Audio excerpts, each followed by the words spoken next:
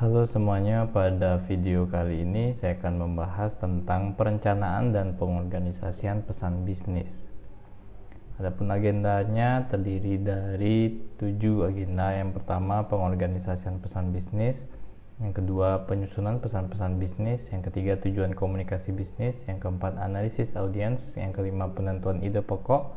Yang keenam, seleksi saluran dan media.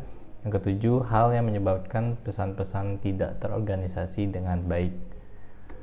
Selanjutnya, pengorganisasian pesan bisnis jika dilihat dari komunikasi. Dimaksud di sini adalah manajer berkomunikasi untuk menghubungi bawahan, klien, pemerintah, dan perusahaan layanan pajak. Komunikasi harus dipelajari dengan seksama, baik bagi yang mengirimkan pesan maupun yang menerima pesan. Komunikasi bisa dilakukan dengan beberapa hal, yaitu dengan cara komunikasi melalui media tulis, media elektronik, dan media suara. Komunikasi ini akan memberikan suatu informasi dengan tujuan yang sudah ada dalam komunikasi tersebut. Perencanaan pesan bisnis merupakan langkah strategis untuk mencapai tujuan suatu organisasi secara menyeluruh dan merupakan salah satu faktor penentu keberhasilan komunikasi. Setelah merencanakan pesan, langkah selanjutnya adalah menuangkan pesan. Langkah ini dimulai dengan menyusun kata-kata, kalimat, paragraf, serta menentukan ilustrasi dan keterangan yang dapat membantu mengekspresikan ide pokok. Selanjutnya, untuk penyusunan pesan-pesan bisnis itu terdiri dari 3 tahap. Yang pertama adalah perencanaan. Proses perencanaan terdiri dari mendefinisikan tujuan, menganalisis audiens, dan memilih saluran dan media komunikasi yang akan digunakan.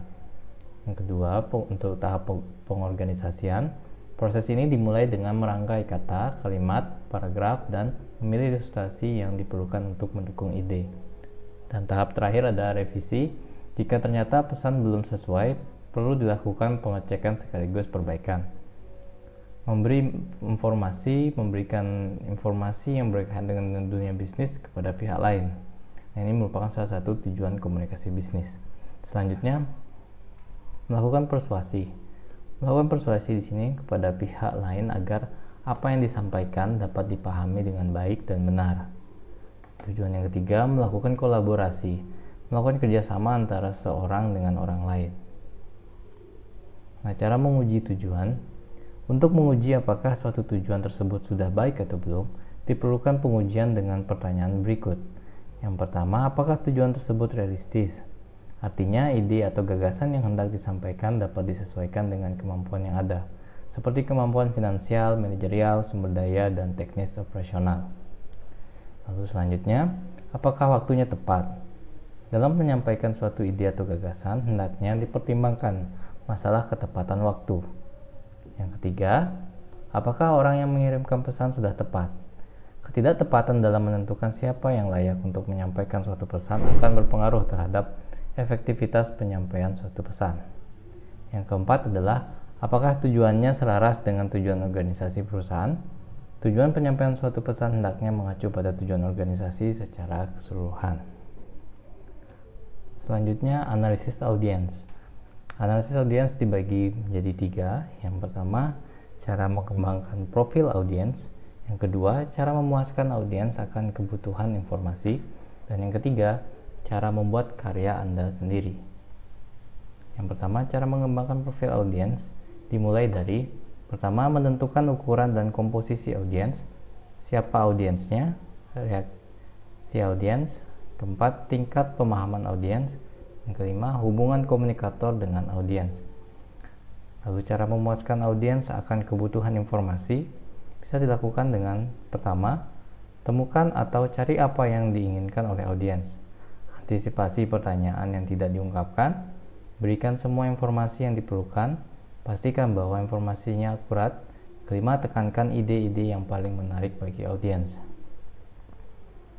Cara memuaskan kebutuhan motivasional audiens melalui pertama, pesan bertujuan memotivasi audiens untuk mau mengubah perilaku mereka. Pemberian motivasi ini seringkali mengalami hambatan. Salah satu cara untuk mengatasinya adalah dengan memberikan argumentasi yang bersifat rasional. Keempat, perlu juga untuk mencoba menggunakan pendekatan emosi audiens. Penentuan ide pokok. Pada tahap penentuan ide pokok, Ide pokok di sini adalah pernyataan tentang suatu topik yang menjelaskan isi dan tujuan dari topik tersebut sehingga dapat diterima oleh audiens. Hal-hal penting yang harus diperhatikan adalah pertama, teknik curah pendapat. Di sini memberikan keleluasaan pikiran untuk mencari berbagai kemungkinan, menguji berbagai alternatif dengan mempertimbangkan tujuan, audiens, dan fakta yang ada. Terus ada juga pembatasan cakupan. Ide pokok dari pesan-pesan selebihnya disesuaikan dengan waktu yang tersedia sehingga poin-poin yang penting tidak sampai terabaikan. Selanjutnya, seleksi saluran media. Untuk menseleksi saluran media ini ada dibagi menjadi dua. Yang pertama, komunikasi lisan. Kelebihan dari komunikasi lisan adalah kemampuan memberikan umpan balik instan. Kemungkinan ini digunakan jika pesan yang disampaikan sederhana, tidak diperlukan catatan permanen, dan audiens dapat dibuat lebih nyaman. Komunikasi lisan mencakup percakapan antara dua orang atau lebih, pembicaraan lewat telepon, wawancara kerja, pertemuan kelompok kecil, seminar, dan presentasi lainnya. Yang selanjutnya, komunikasi tertulis. Salah satu kelebihan komunikasi tertulis adalah bahwa penulis mempunyai kesempatan untuk merencanakan dan mengontrol pesan-pesan mereka. Pesan tertulis memiliki berbagai macam bentuk seperti surat, memo, proposal, dan laporan. Nah, selanjutnya kita akan membahas hal-hal yang menyebabkan pesan-pesan tidak terorganisasi dengan baik. Tidak terorganisasinya komunikasi dengan baik disebabkan oleh hal berikut. Pertama, bertele-tele. Pesan pembuka awal sebuah surat terlalu panjang menyebabkan pembaca memerlukan waktu yang cukup lama untuk memahaminya. Selanjutnya, menyajikan ide-ide secara tidak logis.